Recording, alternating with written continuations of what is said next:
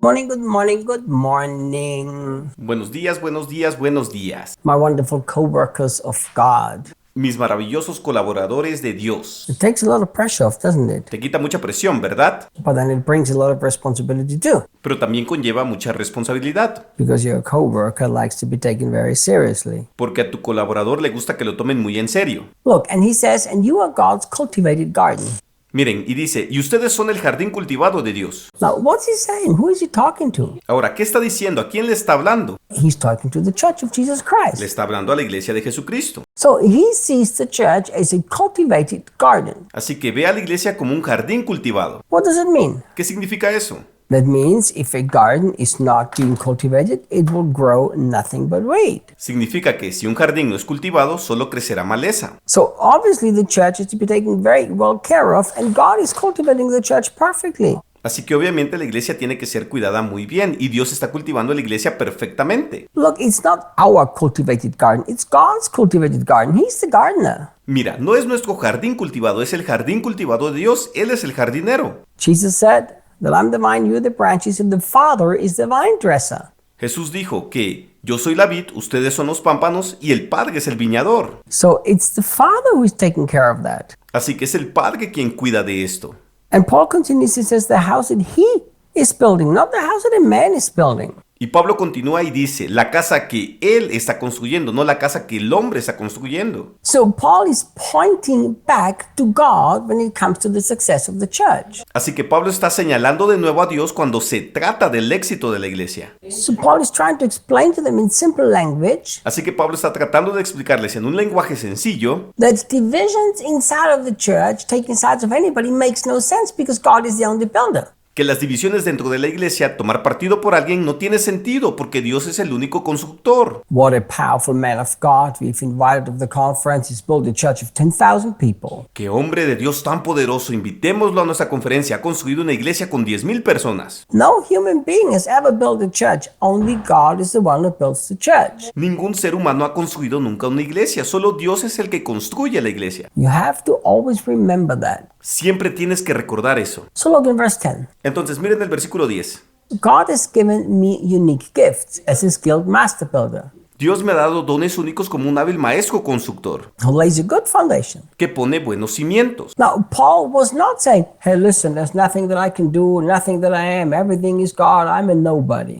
Ahora, Pablo no estaba diciendo, oye, escucha, no hay nada que yo pueda hacer, yo no hago nada, todo es Dios, yo no soy nadie. No, he understood and he recognized what God has given him. No, él entendió y reconoció lo que Dios le había dado. But he understood it's what God has given him, not what he himself has chosen to have. Pero entendió es lo que Dios le había dado, no lo que él mismo eligió tener. So when he was starting to lay the great foundation, he knew it was nothing but simply doing what God has called him to do. Así que cuando él estaba comenzando a poner los buenos cimientos, él sabía que no era nada sino simplemente hacer lo que Dios lo había llamado a hacer. So in the church, people were very impressed with him, Paul. Así que en la iglesia la gente estaba muy impresionada con él, Pablo. And Paul was showing them, don't you understand that the gifts of God they have given me? Y Pablo les estaba mostrando, ¿no entienden que los dones de Dios me han sido dados? I mean, think about this. Quiero decir, piensen en esto. Paul said, regarding to the church, he was a skilled master builder and could lay great foundation. Pablo dijo con respecto a la iglesia que era un hábil maestro constructor que pone buenos cimientos. Why was he so clear that this was a gift from God and had nothing to do with himself? ¿Por qué tenía tan claro que esto era un don de Dios y no tenía nada que ver con él mismo? Do you know why? ¿Saben por qué? Because before God had given him this gift, he was not a builder in the church, he was a destroyer of the church. Porque antes de que Dios le diera este don, él no era un constructor de la iglesia, era un destructor de la iglesia. So Paul knew, by myself, I'm going to destroy the church. But by